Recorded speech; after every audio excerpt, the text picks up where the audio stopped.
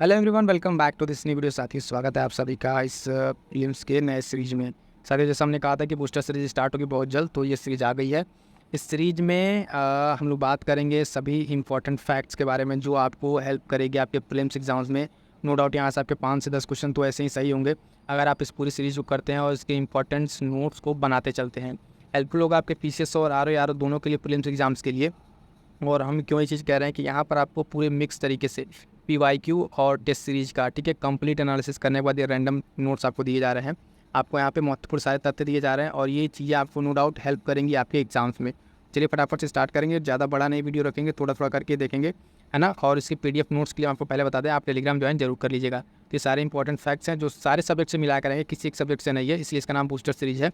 और आपको मिक्स तरीके से कभी कोई भी जहाँ से जिस तरीके से जो टॉपिक सीक्वेंस से मिलता चला जाएगा उसी तरीके से आपको यहाँ पे मिलेंगे सारे चीज़ें, ठीक है। तो आई होप सो कि नई सीरीज, नया सेशन आपके प्रीलिम्स के लिए बहुत ही हेल्पफुल होगा। आप इसको सीरीज को कीजिए और इसका नोट्स बनाइएगा, आपको अंतर खुद ही समझ में आने लगेगा। तो चलिए फटाफट से स्टार्ट करते हैं आज के अपने सेशन को, ठीक है। ये है क्विक रिवीजन नोट्स। ये नोट्स क्या है कि पीवाईक्यू और डिफरेंट तरीके की टेस्ट सीरीज, ठीक है, इन सबको एनालिसिस करने के बाद कुछ ऐसे पॉइंट्स हैं जिनसे प्रश्न बनते हैं और ये वो प्रश्न हैं जो आप बार बार एग्ज़ाम में गलत करते हैं।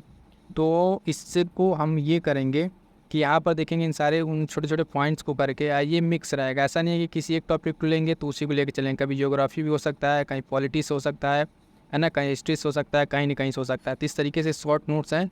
आई होप सो कि आपके लिए बहुत सारे उपयोगी होंगे, क्योंकि जो थोड़े थोड़े से नंबर से अगर प्रीलिम्स रुक जाता है और कुछ ऐसे प्रश्न बार बार गलत होते हैं, इनका भी आप ऐसे एज इट इज़ नोट्स बना लीजिएगा और ये आपको ऐसी हेल्प करने वाले हैं, ठीक है। चलिए यहाँ पहला यहाँ पे जो पॉइंट है इस क्विक रिवीजन में, तो सबसे पहला इसमें है कि देखेंगे कि जो भारत में स्थानांतरण कृषि होती है, ठीक है, उसको अलग अलग जगह पर अलग अलग नाम दिया था। कई बार भी आप इन जब टेस्ट सीरीज लगाते होंगे ये क्वेश्चन जरूर देखते हैं, और पीवाईक्यू में भी तो वो कई बार पूछा हुआ है। तो भारत में इसका अलग अलग नाम है इस कृषि का, ठीक है, अलग अलग जगहों पे। ये पूछता कैसा है किस तरीके से परीक्षा में आपको दे देता है मिलान करने के लिए। एक तरफ ऐसे स्टेट का नाम दे देगा, एक तरफ उधर जो कृषि होती है उसका नाम दे देता है। तो इसके नाम को एक बार नोट कर लें, जो इंपॉर्टेंट है वो वहाँ पर लेकर आएँ। देखिए जो ये नाम कहाँ पे दिया जाता है, उत्तर पूर्वी भारत में, ठीक है, उत्तर पूर्वी जो राज्य है वहाँ पे इसको नाम दिया जाता है इस स्थानांतरित कृषि को झूम, ठीक है। अगला है कि बेवर और दहियार, ठीक है, बेवर और दहियार कहाँ पे नाम दिया था साथियों, तो बुंदेलखंड, ये रीजन स्पेसिफिक मध्य प्रदेश, ठीक है, ये रीजन है, ध्यान दीजिएगा कि बुंदेलखंड वाला जो रीजन है मध्य प्रदेश का, वहाँ पे स्थानांतरित कृषि को क्या कहते हैं, वेवर या दहियार, ठीक है। ये एज इट इज़ आप ऐसे पॉइंट्स बना कर नोट कीजिएगा इस क्विक रिवीजन नोट्स को, और आपको ये हेल्प करेंगे प्रीलिम्स में, ठीक है। नो डाउट चाहे आर का हो चाहे आपका ये पीसीएस प्रीलिम्स का, ठीक है। तो इस चीज़ को नोट करते चलिएगा। नेक्स्ट है कि इस चीज़ को दीपा कहाँ कहा जाता है, दीपा कहा जाता है बस्तर, यानी बस्तर, ठीक है, मध्य प्रदेश, ठीक है। यहाँ पे जो कहा जाता है दीपा। जरा और एरका, ठीक है, जरा और एरका कहाँ कहा जाता है, तो दक्षिणी राज्यों में, ठीक है, जरा और एरका कहा जाता है दक्षिणी राज्यों में। बत्रा, ठीक है, बत्रा कहा जाता है इसको दक्षिण पूर्वी राजस्थान। पोंडू कहाँ कहा जाता है, ये इंपॉर्टेंट लगाइए, कई बार ये तो ये पूछा हुआ है और अलग अलग नाम में भी कि पोंडू इसको कहाँ कहा जाता है, तो आंध्र प्रदेश में। कहाँ पे साथियों, आंध्र प्रदेश में। कुमारी कहाँ कहा जाता है, तो केरल और वेस्टर्न घाट वाले रीजन में जो पश्चिमी हिमालय हैं वहाँ पे कहा जाता है कुमारी। नाम है कमन, विंगा और धावी, ठीक है, ये कहा जाता है उड़ीसा में। कहाँ पे, उड़ीसा में। तो ये तो कुछ इसके लोकल नाम हैं जो भारत में कहे जाते हैं। अब देखते हैं कि विश्व में इसको किस किस तरीके से कहाँ पे कहा जाता है। तो विश्व में भी इसका अलग अलग नाम है, उस नाम से देखेंगे तो रे कहा जाता है इसको वियतनाम में। वियतनाम में इसको क्या कहा जाता है, वियतनाम में कहा जाता है रे नाम से इसको जाना जाता है। मसोले, मसोले अगर बात करें तो फांगो, ठीक है, कांगो वाले रीजन में, ठीक है, जो जैर घाटी है, नदी घाटी, वहाँ पे इसको कहा जाता है मसोले। फंग इसको कहाँ कहा जाता है, तो भूमध्य रेखीय जो अफ्रीकी देश है वहाँ पे कहा जाता है फंग, ठीक। लोगन, लोगन पश्चिमी अफ्रीका, ठीक है, और मिल्पा मैक्सिको और मध्य यूएसए, यानी मध्य यूएसए में इसको कहा था। ये 2 पॉइंट तो एग्जाम्स का एज इट इज पूछा हुआ था, लोगन और मिल्पा, ठीक है, इसको मिलान करने के दिया हुआ था। तो पश्चिम अफ्रीका और मैक्सिको मध्य अमेरिका में, ठीक है। उसके बाद से कुछ नाम है कि पोनुको, ठीक है, पोनुको वेनेजुएला, ठीक है, वेनेजुएला है। रोका है ब्राज़ील में इसको कहते हैं, और चेतेमिनी, चेतेमिनी कहाँ पे कहा था, युगांडा प्लस और जाम्बिया, ठीक है, जिम्बाब्वे, इस रीजन में उसको कहा जाता है चेतेमिनी, जो स्थानांतरित कृषि है उसको।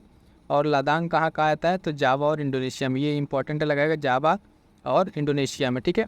इसके बाद से एक नेक पॉइंट्स है, ठीक, इस पॉइंट्स को देखिएगा कि ऑस्ट्रेलिया की जो प्रमुख खदानें हैं लॉ एस के रिलेटेड, ठीक है, लौ खदानें जो ऑस्ट्रेलिया की, उसके टॉप 5 कौन कौन से खदानें हैं तो उनका नाम देखिएगा। पहला है माउंट न्यूमैन संयुक्त उद्यम, ठीक है, माउंट न्यूमैन।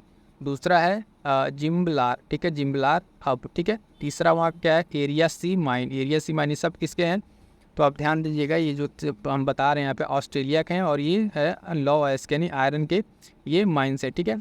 चौथा है साउथ प्लैंक परियोजना। पांचवा है ग्रेटर टॉम प्राइस माइन, ठीक है। तो ये 5 याद रखिएगा। अब ये क्या करेगा, आपको यहाँ पे इस तरीके से बड़ा अजीब लग रहा है, लेकिन ये क्या करेगा, जब कहीं लौ खदानों को देगा मिलान करने के लिए, तो उसमें अगर कहीं ऑस्ट्रेलिया का है तो इसमें कोई एक नाम आपको देखने को मिल जाएगा। ठीक, इस तरीके से डिफरेंट जगहों के जो नाम है, जिस तरीके हैं, उसको आपको देखने को मिल सकता है। अब देखिए क्या है, अफ्रीका के 5 बड़े पर्वत, क्या है, अफ्रीका के 5 बड़े पर्वत। अब देखेंगे माउंट किलिमंजारो, ठीक है, कहाँ पर है, तंजानिया में। ये तो आप अगर PYQ थोड़ा सा भी अगर देखे होंगे या टेसेज लगाया तो ये क्वेश्चन भर के पूछा जाता है, तंजानिया वाला, ठीक है। माउंट किलिमंजारो आपको ऐसे दे देगा, ठीक है, और मिलान करने के लिए पूछता है कि ये कहाँ पे है। दूसरा है माउंट केन्या, माउंट केन्या कहाँ पर, केन्या में। माउंट स्टैनली, ये युगांडा प्लस कॉन्गो जो डेमोक्रेटिक रिपब्लिक है उसके रीजन में। माउंट स्पीके, ठीक है, कहाँ पे, युगांडा में भी है। और माउंट बेकर, ये भी युगांडा में। तो अफ्रीका के पर्वत का नाम याद रखेंगे, क्या करेगा आपको ये मैच करने के लिए दे देगा, सिंपली दे देगा कि चर्चा में इस तरीके से पूछा जा सकता है। इसका नोट्स आप ज़रूर बना लीजिएगा, ठीक है, इस तरीके से ये सारे पॉइंट्स का। अब देखिए अगला पॉइंट इसमें क्या है कि ये कहे कि भारत में जो पशु संरक्षण है, ठीक है, भारत में पशु संरक्षण है, उससे संबंधित परियोजनाएँ। तो इससे भी आप कई बार देखे होंगे कि आपको देखने को यहाँ से प्रश्न मिल जाता है, जो आप कहते हैं ना शॉर्ट नोट्स कैसे बनता है, शॉर्ट नोट्स, इसी तरीके का आपका नोट्स होना चाहिए टू द पॉइंट, जहाँ से एग्जाम में प्रश्न बने। अब देखिए यहाँ पर जो परियोजनाएं हैं उसमें पहला क्या है कि प्रोजेक्ट हांगुल या कश्मीर स्टैक, ये शुरुआत किया गया था 1970 में, ठीक है। गिर सिर परियोजना स्टार्ट किया गया था 1972 में।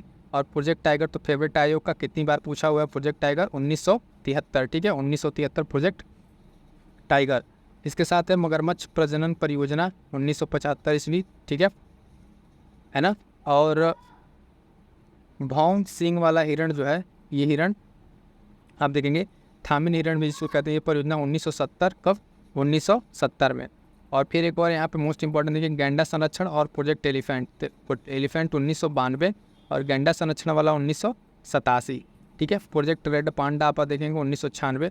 अब क्या होगा यहाँ पर, अगर आप इतना ही अगर नोट करें तो आपका इस बार का प्रीलिम्स होगा, तो हमें तो पूरी तरीके से संभावना है इतना ही डेट्स में से आपको ना एक प्रश्न आपको देखने को मिल जाएगा, या तो आप प्रोजेक्ट टाइगर, प्रोजेक्ट एलिफेंट या प्रोजेक्ट गैंडा, या फिर और थोड़ा सा डीप जाए तो बाकी इसमें से जो पूछने वाली पॉसिबिलिटी है वो सब आपको यहाँ पे एक जगह डेट मिल गई है। कुछ फैक्ट्स आपको ऐसे भी इस तरीके से तैयार करने हैं, ठीक है। अब आइए देखते हैं कुछ पर्यावरण से संबंधित क्या क्या है। पर्यावरण से संबंधित कानून कौन कौन से हैं, ये भी इंपॉर्टेंट है, इनको देखिए। तो भारत वन अधिनियम, ठीक है, 1927, ये भी क्या करता है, आपको देता है मैच करने के लिए। भारतीय वन्य जीव संरक्षण अधिनियम 1972, ठीक है, वन्य जीव संरक्षण का है। जल संरक्षण और प्रदूषण अधिनियम 1974, वन संरक्षण अधिनियम 1980, ठीक है। ये भारतीय वन अधिनियम 1927 का, ये वन संरक्षण अधिनियम है, ठीक है। तो दोनों में कंफ्यूज नहीं होना है, किस तरीके से जो पूछेगा वो आपको यहाँ पे बताना है। अगला क्या है कि पर्यावरण संरक्षण, मोस्ट इंपॉर्टेंट लगा इसको, पर्यावरण संरक्षण एवं अधिनियम 1986, कितनी बार ये पूछा हुआ है, इस चीज़ को ध्यान रखिएगा। अब क्या, अगर पेपर थोड़ा डीप में जाएगा तो ये जो अगल बगल के जो डेट्स हैं, इन डेट्स को पूछ सकता है। तो वायु संरक्षण और प्रदूषण अधिनियम देखेंगे 1981, जैव विविधता अधिनियम देखेंगे 2002, ये भी मोस्ट इंपॉर्टेंट है, कितनी बार पूछा हुआ है। वन अधिकार अधिनियम 2006, मोस्ट इंपॉर्टेंट लगाइए, राष्ट्रीय हरित अधिकरण, ठीक है, NGT, नेशनल ग्रीन ट्रिब्यूनल जो है 2010। अब यहाँ पर आप देखेंगे ये 4-5 आपको डेट यहाँ पे देखने को मिल रहा होगा। यहाँ से भी मैं कह रहा हूँ आपको एक प्रश्न मिल जाएगा। तो अगर इन छोटी छोटी चीज़ों को करके अगर आपको कुछ प्रश्न 5-7 प्रश्न का अगर फ़ायदा हो रहा है तो उस चीज़ से पीछे ना हटिए। इतनी मोटी मोटी किताबें आप पढ़ेंगे, ठीक है, बहुत सारे बुकलेट पढ़ेंगे, मैगजीन पढ़ेंगे, आपको कुछ नहीं मिलेगा। लेकिन ये शॉर्ट नोट्स यहाँ पर जो चीज़ें, जो डेट्स हैं, आप इस चीज़ को नोट करते चलिए। जिस दिन एग्ज़ाम होगा उस दिन फिर मैं आपको यही सारी चीज़ें दिखाऊँगा कि कहाँ कहाँ से प्रश्न आया था। इस वाले डेट में 2-4 जो मैं मार्क कर दे रहा हूँ, देखिए, राष्ट्रीय हरित वाला 2010 वाला, ठीक है, जैव विविधता 2002 वाला, 1986 ये पर्यावरण वाला, ठीक है, और एक और डेट यहाँ पर ऊपर मैंने बताया आपको, ये वन्य जीव वाला कहाँ गया, 1986 वाला, ठीक है, पर्यावरण संरक्षण 1986, ठीक। तो ये सब फिर यहाँ पे ध्यान रखिएगा, ठीक। एक इंपॉर्टेंट यहाँ पे देखिएगा, संविधान संशोधन से रिलेटेड है, ठीक है, 24वां संविधान संशोधन। बाकी और भी चीज़ें आएंगी जब फर्दर आगे तो उसको भी डिस्कस करेंगे। लेकिन थोड़ा थोड़ा यहाँ पे क्या है कि एग्ज़ाम के पैटर्न, जैसे एग्ज़ाम में आपको मिक्स तरीके से क्वेश्चन दिया जाता है, ठीक है। तो सेग्रीगेट एक ही कोई टॉपिक नहीं रहता है। तो इसी तरीके से रैंडम यहाँ पे ये नोट किया हुआ है, ठीक है। जिस तरीके से टेस्ट सीरीज और PYQ मिला है उस तरीके से इसको नोट किया गया है, ठीक है। तो आप देखेंगे यहाँ पर 24वां संविधान संशोधन क्या पूछ सकता है, किस ईयर में हुआ, तो 1971 में हुआ। कब हुआ, 1971 में। उसके बाद से इसमें हुआ क्या था, तो संसद को जो है मौलिक अधिकारों में संशोधन की शक्ति दी गई थी। तो इसलिए इंपॉर्टेंट है, या तो सिंपल पूछ सकता है आपसे कि किस तरीके से आप क्वेश्चन बनेगा संविधान संशोधन से बता दें कि दे देगा 24वां संविधान संशोधन अधिनियम 1971 संबंधित है। तो आपको बताना पड़ेगा कि संसद की जो मौलिक अधिकारों में संशोधन की शक्ति से संबंधित है, या फिर पूछ से 24वां संविधान संशोधन किस ईयर में हुआ, तो यहाँ पे पूछ सकता है 1971। क्लियर है। तो ये सारे पॉइंट्स आपको यहाँ पे ध्यान रखने हैं, ठीक है। ये नेक्स्ट देखते हैं कि क्या क्या और पॉइंट्स है। अब देखिएगा कि यहाँ पे क्या है कि कुछ नदियाँ हैं, ठीक है। तो ये नदियाँ उत्तरी अमेरिका के, कहाँ की है, उत्तरी अमेरिका महाद्वीप की नदियाँ हैं और वहाँ की प्रमुख नदियाँ हैं। यहाँ से एक प्रश्न बनता है, तो ये प्रश्न देखिए, पहली नदी है मिसिसिपी मिसौरी नदी। ये नदी क्या है, तो ये देखेंगे 2 अलग अलग ये नदी है और विश्व का सबसे बड़ा जो नदी तंत्र है, ठीक है, ये बनाती है नदी तंत्र डेल्टा, ठीक है। क्या बनाती है, विश्व का सबसे बड़ा नदी तंत्र डेल्टा। अगर आप देखेंगे ये नदी तंत्र कह लीजिए डेल्टे में, अगर इसके डेल्टा के स्पेसिफिक में क्या है, आपको यहाँ पे थोड़ा सा देख लीजिएगा डेल्टे वाले में कि अब पक्षी के पंजे के समान इनका स्पेसिफिक रीजन है, ठीक है। तो कुछ इस तरीके से आप देखते हैं वहाँ का डेल्टा बना रहता है, ठीक। तो उस डेल्टे का ये निर्माण करती है। नदी का नाम याद रखिएगा कि कौन सी नदी है, मिसिसिपी और मिसौरी नदी। ये कहाँ की है, उत्तरी अमेरिका की नदी है और इसका स्पेसिफिक क्या है, ये पॉइंट यहाँ पे ध्यान रखिएगा। अगली नदी है वहाँ की कि रियो ग्रांडे नदी, ठीक है। रियो ग्रांडे नदी ये भी कहाँ के है, उसी महाद्वीप की, उत्तरी अमेरिका महाद्वीप की है, ठीक है। ये USA प्लस मैक्सिको के बीच सीमा बनाती है। तो सिंपल सा आपसे क्वेश्चन पूछेगा कि USA और मैक्सिको के बीच कौन सी नदी जो है वो सीमा बनाती है या बॉर्डर रेखा निर्धारित करती है। तो आपको यहाँ पे सिंपल से ये आंसर मिल जाएगा, कौन से, रियो ग्रांडे नदी। इंपॉर्टेंट है क्योंकि बहुत सारी चीज़ें जब नदी एक साथ आएंगी तो आपको कन्फ्यूजन हो जाता है। अगला पॉइंट है कि सेंट लॉरेंस नदी, कौन सी नदी, सेंट लॉरेंस नदी। ये विश्व का व्यस्ततम आंतरिक जल परिवहन मार्ग है। कैसा है, जल परिवहन में सबसे व्यस्ततम ये मार्ग है। और इम्पॉर्टेंट इसकी खास बात क्या है, सेंट लॉरेंस नदी की आप देखेंगे कि नियाग्रा जलप्रपात है, जो नियाग्रा जलप्रपात वो इसी नदी पर स्थित है। तो अब आपको इसका आई होप कि अगर थोड़ा सा भी PYQ या टेस्ट सीरीज लगाए होंगे तो इसकी इंपॉर्टेंस आपको समझ में आ रहेगी कि कैसे कैसे क्वेश्चन बनते हैं। कोलोराडो नदी की बात करें, कोलोराडो नदी तो देखिए ग्रैंड कैनियन और हूवर बांध इसी नदी पर है। इसकी इंपॉर्टेंस क्या है कि ग्रैंड कैनियन जो अमेरिका का है और हूवर बांध ये कहाँ पे है, कोलोराडो नदी पर ही आपको मिल जाएंगे, ठीक है। तो ये सारी चीज़ें आपको यहाँ पे देखने को मिलती हैं, ठीक है। अगला देखते हैं कि अफ्रीका की कुछ इंपॉर्टेंट नदियाँ। देखिए अफ्रीका महाद्वीप की कुछ इंपॉर्टेंट नदियाँ देख लीजिए। नाइजर नदी, ठीक है। नाइजर नदी के बारे में क्या है कि ये गिनी की खाड़ी में गिरती है और इस नदी को तेल नदी के नाम से भी जाना जाता है, ठीक है। तो इंपॉर्टेंट क्या है इसके बारे में कि नाइजर नदी ध्यान दीजिएगा, अफ्रीका की एक नदी है और ये गिनी की खाड़ी में गिरती है। इसको तेल नदी के नाम से भी जाना जाता है, ठीक है। जाम्बेजी नदी देखेंगे तो ये विक्टोरिया जलप्रपात इसी पे स्थित है और करीबा बांध इसी पर स्थित है, तो इस वजह से फेमस है जाम्बेजी नदी, ठीक है।